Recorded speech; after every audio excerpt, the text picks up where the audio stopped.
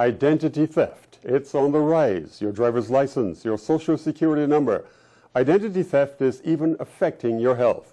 What should you be protecting? Two experts will be explaining this to Gina Spencer. Jamaicans in New York are gearing up to celebrate their 50 years of independence, and you'll be hearing about this from Paulette Willoughby, chairperson of the Jamaica Independence Foundation. And summer won't be summer without fruit, vegetables, or the fresh foods you get at farmers markets across the country. We'll be hearing about what's going on at the Crown Heights Farmers Market from 10-year-old Tassa Witter, Errol Rose, and Nancy Katz from Seeds in the Middle. But we begin with identity theft and Gina Spencer. Today, I'll be speaking with Kimberley Downer and Robert Brown about the prevalent issue of identity theft. Welcome, Kimberley and Robert. Hi, thank you. Thank you for coming. So tell us, it seems like even though the internet has been, let's say, a blessing to us, other people have used it for their satisfaction, and what might that be? Well, identity theft is, I believe as technology has advanced, it has given thieves an opportunity to use that same technology to advance themselves financially, mentally, socially, and it's a shame, but it's happening not only in America, but all over the world today. And why do you think, okay, we have the internet, what has it done to, to let there be a spike in identity theft? Well, one of the things about the internet is it's a big blessing, but at the same time, it's known as the information highway, which means it's full of information, just like most highways are, especially in New York City. And it's just floating out there. They've been collecting information on us since the day we were born. And even though we can do whatever we can to kind of safeguard ourselves from identity theft, the cat is out the bag, our information is out there, and that's why these thieves are working so hard to collect this information on us, and that's why it's so easy for them to get, because all they have to do is connect to the internet and pretty much get our information. Okay, can you tell us the type of forms of identity theft there is that's out there? Well, there are multiple forms, but too many to really name, but I can stick with about 5 or 6 of them. There's one on the rise right now known as child identity theft. This is when a thief take our children's personal information for their own gain, and they're doing this before the child is even born. They have software right now that can predict social security numbers, and as soon as our child is born, they have a credit record, they have a criminal file, they probably already 10, 20, maybe $100,000s in debt. Another one is driver's license identity theft, and that's when thieves take your personal information and begin to drive or do anything in our name. We realize that our driver's license is the key to everything. You can't go out and party without a driver's license. You can't get a job without a driver's license. And that's one of the most valuable material that a thief can get their hand on. Social security identity theft. This is when thieves can take your social security number. They can get social security in your name. They can actually get your checks and have them rerouted to a different address and leave you stuck with the bill. I can go on and on and on. Medical identity theft. Oh yes. Medical, you want to talk about medical identity theft? Yeah, why don't you do that, Kimberley? Well, medical identity theft is when a person obtains your name and your information, and they get medical treatment done in your name. And the danger with that is their information is put in your file. So, God forbid, they have a different blood type than you. When you go to get medical procedures, their information is now your information, and the blood types can be incompatible, and something like that can kill you. God forbid they have a disease, if they are a drug addict or they're HIV positive. When companies or potential employers go to look at your files, they'll see that'll pop up, and now you can be denied jobs, or you can be denied employment because of a stigma that is not necessarily you, but it was somebody who has stolen your identity and put it on your file. So that's something that's really horrible. And we found cases where people were denied jobs because they were HIV positive. They were denied jobs because they were alcoholics. And didn't even know it. And didn't even know it, so they lost a job. Well, the most important thing about it is life-threatening. It has been used to alter people's file. There was a young lady in Virginia. Her mom went into the emergency room. They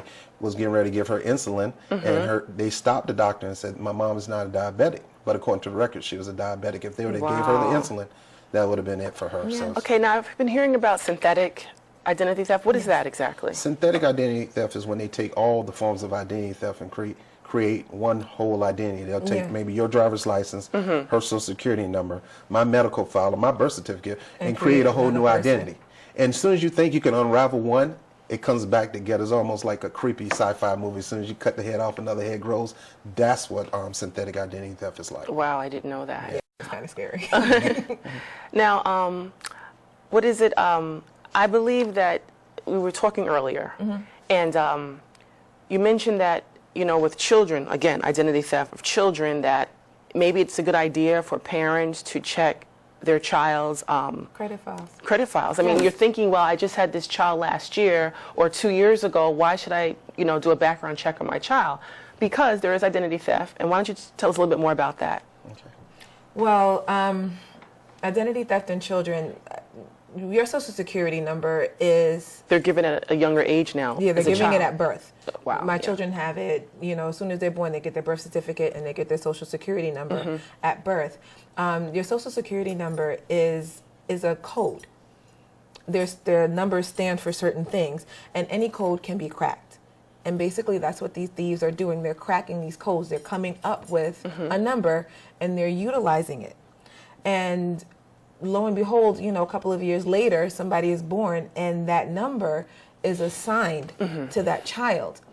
Unbeknownst to the Social Security Administration or the parent, that number has been used, and debt can have been racked up in that person's number, or things could have been bought in that person's number. Right. And the child doesn't know this, and so now they're already coming in with an issue.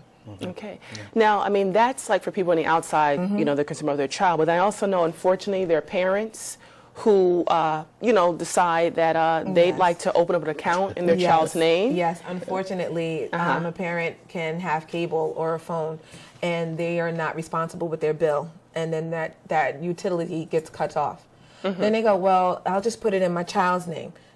And so they'll turn on the phone in their child's name, and lo and behold, they won't pay the bill again, and then the utility bill gets cut off. And now that child has a negative report, a negative mark on their credit report because their parent hasn't done what they were supposed to do. So now they're under the gun trying to when they grow older, they're trying to reestablish their credit that shouldn't have been damaged in the first place if it wasn't for that family member, doing that to them. Okay, one other thing. I understand now 1 out of 3 people are victims of identity theft. Yes. There are 250 million pieces of information are lost and stolen every year. Wow. Every year. Okay, and then there are 400,000 Dead people open up bank accounts every year according to AARP. That's kind of scary. Just don't be at the bank when that happens next year. Okay, quickly, you're with Legal Shield. Yes, I am. And if you, an individual or a company, wants to be in contact with your organization, Yes. what's the phone number? Okay, the phone number for Legal Shield, if they Let me just want, get you your card. I appreciate that. Thank you. They can contact our toll-free number is 877-275 Okay. 7938. Okay. The website that they can go to find out more information about it is greatlegalbenefit.com. Okay, great. Okay. Great. And Mr. Brown, you're an instructor. Yes, the name of our organization is the IDTC team, and we're with the ID Theft Center. You can reach us at 347-688-IDTC, and we do free workshops. We go into organizations to offer the free workshops. We also give out free kits and free consultation. And other things, we're trying to get into the business community and educate them on these new laws. Come to find out 90 to 98% don't even know that these laws are in the books, and they'll find themselves violating the law without even knowing it. So we're on I like to say a campaign to make sure that they get this information. Okay, well, we're going to have you back. Okay, yes, thank you. But again, thank you so much for coming. Again, we can utilize these services of Yes. Legal Shield or the ID Theft Center, Yes. where you can call as an individual, or if you're an owner of a company or a corporation, by all means, you can call both of these companies, and they will help you stop identity theft. Thank you. I'm Gina Spencer. Now back to you, Sam. Thank you, Gina. Ms. Willoughby, 50 years of Jamaican independence celebrations. That's a big number. It certainly is. So what is planned for this year? Well, there are a series of activities. There is the Grand Ball, which is scheduled for August 18th at the New York Hilton, 6th Avenue and 53rd. There is a church service, the Independence Church Service, which will be held at the Riverside Church in Manhattan on July 29th. And there are other activities also for the young adults that we're trying to get them involved in the culture. What are you planning for them? Well, for them, we're having a party on July 26th. It's a Thursday night at the club at I think it's called The Element. And we want to introduce to them, what we're all about, what we do at the ball, because some of them are college students or just graduate from college, and they have never attended the ball. They probably think it's for older folks, or they can't afford it or whatever. So we want to bring them into the culture. We want to get them involved, that this can continue. We can perpetuate this celebration. Sure. You keep saying we. Yes. I think you're talking about not just we Jamaicans, but you have a foundation. There's a foundation that's going to be organizing this. Tell me about the foundation. Yes, the foundation is the Jamaican Independence Celebration Foundation. And we have been staging this ball in collaboration with the Jamaican Consulate. This year would be our 20th year that we have been doing working this. With the consulate. Yes, with the consulate. And we, from the proceeds of the event, which the main event is the ball, that was our main event. The proceeds from that, we support charities in Jamaica, also here in the United States. In Jamaica, we sponsor a child or a student to attend a full scholarship to the University of the West Indies. And of course, there are other charities there, Boys Town, the Alpha Boys, Jamaican Cancer Society. There are a list of them that we support, and here also. We don't usually state prices on this program, but since this is for your non-profit and for charitable purposes, what's the price of a ticket? $200. Okay. And how do people get in touch with your organization? Well, invitations are usually mailed out. There's a database, and we mail out invitations, and we also advertise. We have 3 main ticket outlets. One in Mount Vernon, Royal Caribbean Food Delights. We have in Queens, VP Records on Jamaica Avenue, and at the Consulate, 767 3rd Avenue. So they can walk in at any time and purchase their tickets. Tell me about your foundation. You're the chair. Yes. And what else does your foundation do?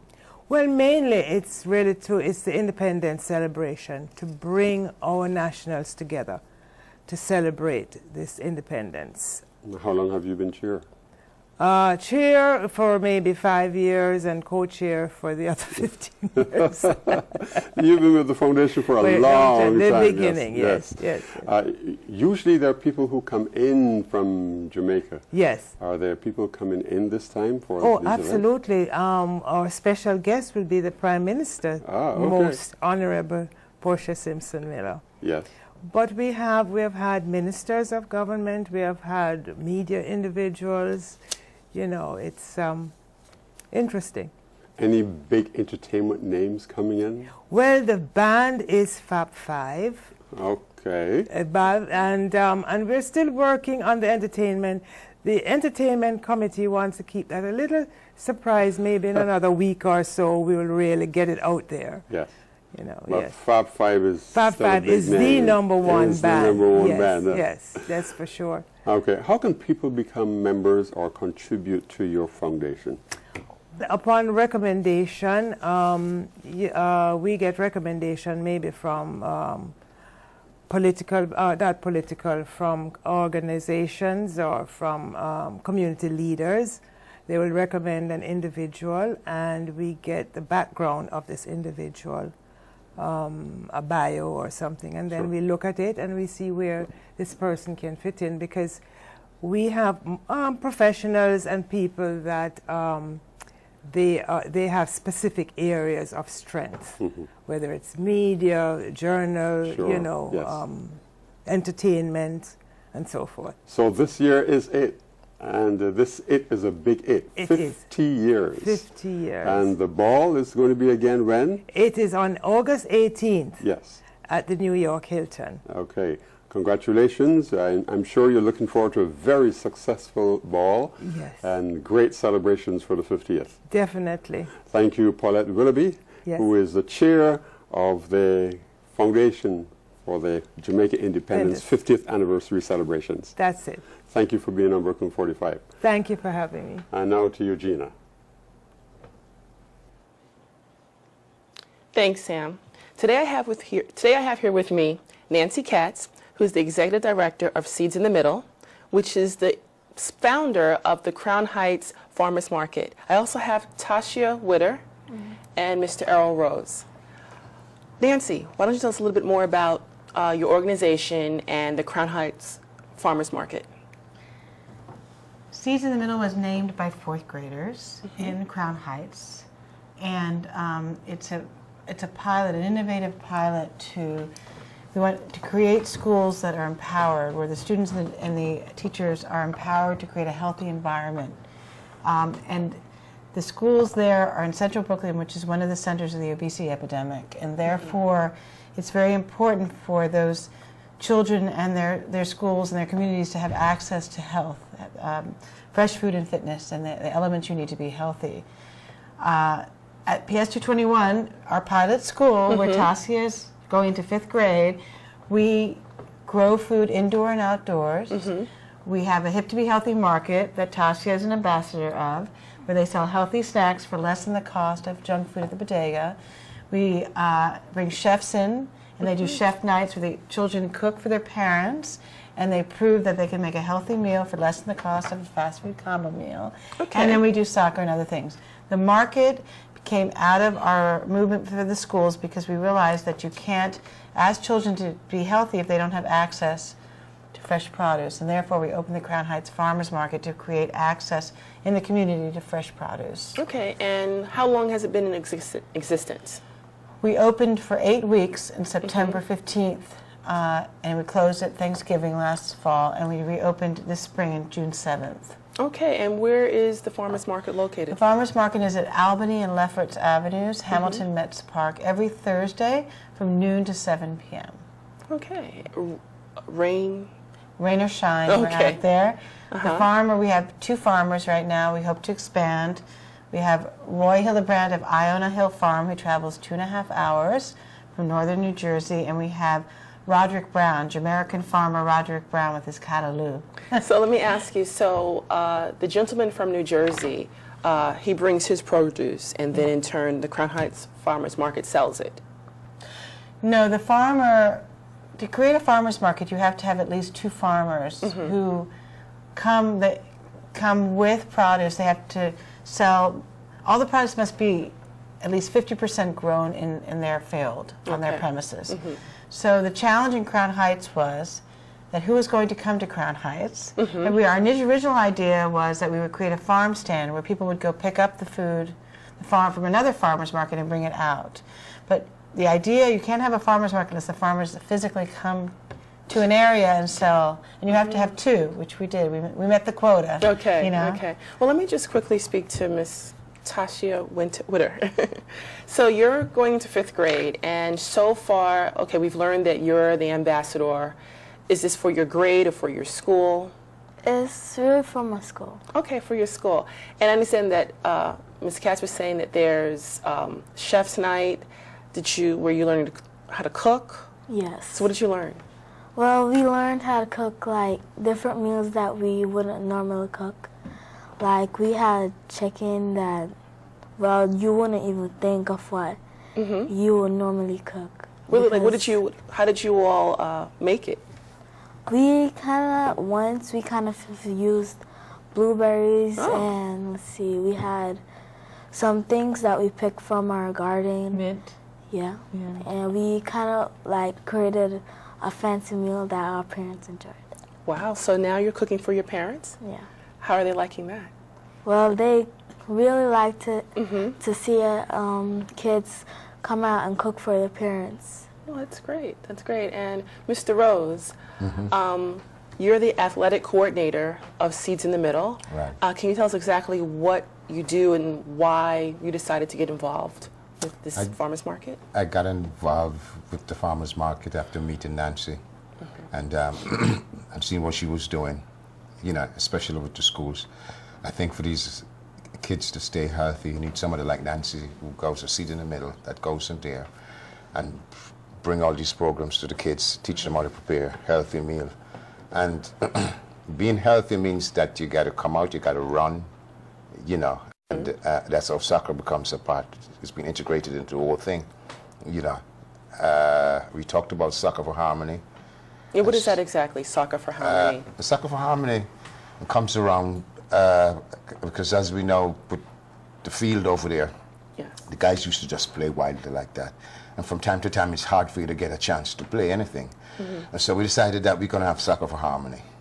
So everyone could get a chance to come in and also participate. Now, we spoke earlier, and you mentioned how that integration of the communities, of the neighborhood in that particular area. Right. And I think you mentioned who were the communities that were being represented as far as the players, you know. It's really the Caribbean players, and you have the Jewish players, and you have the Spanish players, and they all interlocked and they play, you know, pick up games with each other. You know, but as you know, sometimes on the field with no supervision, there's restrictions. Yes. So therefore we went there and we tried to supervise everything, try to put it together, and that's how the harmony comes out of it. How many kids would you say are involved in it? Quite a few kids, well, maybe over 30 kids Okay. so far has been showing up, you know, being on the field and also participating. Okay, now Ms. Katz, you had mentioned also earlier with me how at the time why there was such a need for this farmers market, and just even with the athletics and what was going on there before and now what's going on there now since you all are there. Can you just talk a little bit about that? Well, I was a reporter with the Daily News for 11 years, and I covered education and then I covered crime. And so I knew the school from PS 91, which is the other school near PS 221. I knew the principal for more than a decade. And I was struck by the complete disparity between what they had and what other schools had in Manhattan or Park Slope. They had no sports. They had no arts, very minimal arts. They had certainly nothing healthy. They didn't have any gardens, for sure. And there was a great concern that the parents were concerned about their children's safety, and so were the schools. And so when I came out there, I asked Mr. Long, the principal, who's like he considers Miss Kirkland, her principal, to be his sister's school. Okay. So those are my first two schools that I worked with. And if I could bring you something that happens in Manhattan, what would you like? And he said, music and sports. So that's where we started. So we started a volunteer soccer league, and then we started, I brought in the Metropolitan Opera Guild and keyboard programs, and then Michelle Obama was tilling the soil in her garden, and I said, Mr. Long, what about a garden? And that's where we started. But it struck me, I've covered human rights all over the world, you know, and civil rights all over the world, and it was quite striking to me the lack of access for those communities to other things that other people take for granted. And Right. so I consider myself a bridge to that access is really it. And so now, 2 years later, they're growing food, and Mr. Long used to tell me the kids didn't even know where food came from. And the kids used to come in the morning every day, and he complained that he couldn't get the bodegas to agree to sell healthy items. Right. And the children would come in with $1 because the parents are working 3 jobs, and Sure. so they would buy those colorful drinks, Yes. the Kool-Aid I drinks, remember, yes. and the chips for breakfast, candy, and they yeah. couldn't do anything about it, and then they knew that the kids couldn't focus. Sure. And here they are struggling to bring academic achievement up. So couldn't get the bodegas to agree, so we said, okay, we're going to turn it on its head. We're going to have the kids create a market, and we're going to compete with the bodegas, and we got some subsidies from Whole Foods and others, and that way the kids can sell their food for as little as 50 cents or a quarter and beat the bodega prices for the junk food, which is the idea. I think Tasha mentioned that she likes making the parfaits. Yes. And how do you make that? Well, we have to get ingredients like granola, yogurt, and berries. So it's basically homemade. You're the one who add all those extra ingredients. Yeah. Well, that's great. Well, I think that what your organization is doing is definitely necessary for their neighborhood. And I understand that there's a major concern that you may not be able to continue if you don't receive certain funding. Oh my goodness. I've threatened to close down the Crown Heights Farmers Market because unfortunately we haven't gotten any city, state, or federal funding at all. We've had some generous, Senator Adams has helped us out, and we've had some donors, but certainly not enough to sustain it. So we have been appealing to the community to say, if you want this market, you have to come buy from the farmers because we can't keep them. Okay. So we've got to wrap up. Okay, quickly, what is the name of your website if someone wants to contribute? seedsinthemiddle.org. Actually, our whole program needs funding, so. Okay, and your Crown Heights Farmers Market's located Albany and Lefferts, the Albany corner. and Lefferts Avenue at Hamilton Metz Park. You can Google Hamilton Metz Park, you'll find it. Thank you so much for coming, Ms. Every Cass. Thursday, noon to 7. Thank you for coming, Ms. Witter. And thank you for coming, Mr. Rose. Thank you, I'm too. Gina Spencer. This is Brooklyn 45. Thank you for watching.